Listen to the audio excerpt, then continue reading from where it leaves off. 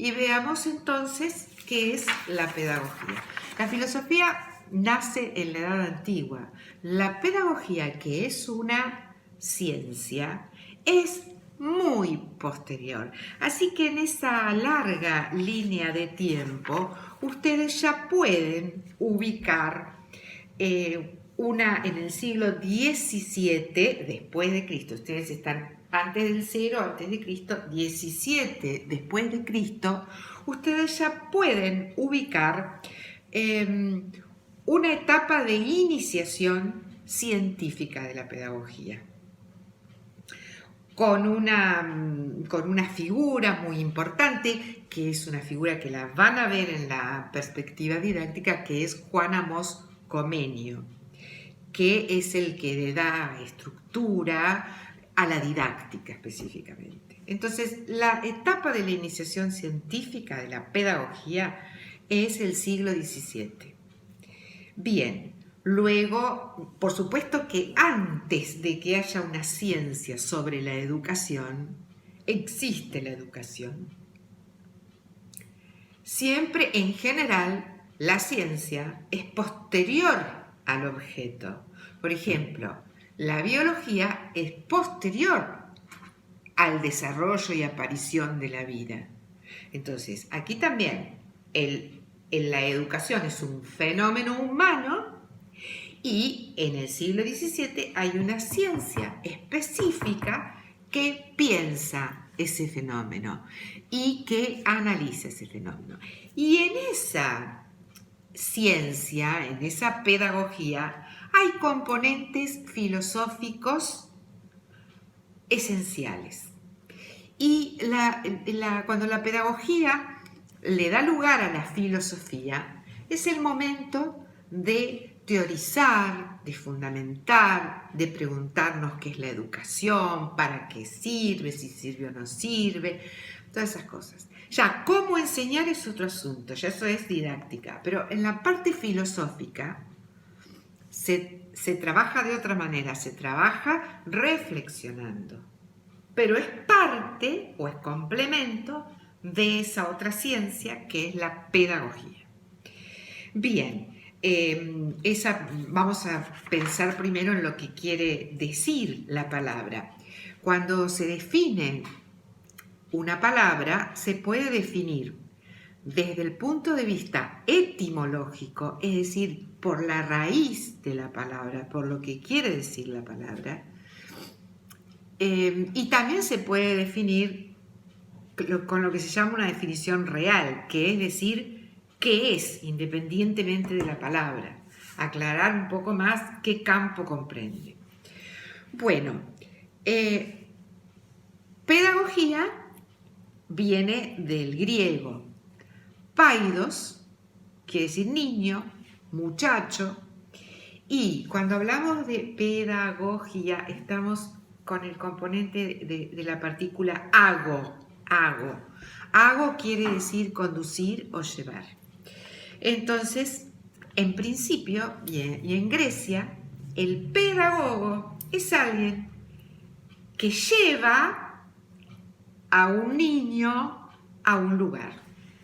Bueno, no hay ciencia acá, ¿eh? Es una persona que puede ser un esclavo, que lo lleva a un lugar donde recibe alguna formación ese chiquito.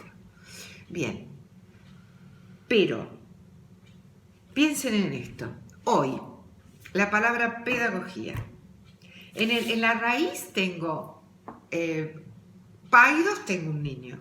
Acá también voy a tener un sujeto que se tiene que formar, que ya no necesariamente será un niño, porque también los grandes nos formamos y nos seguimos formando.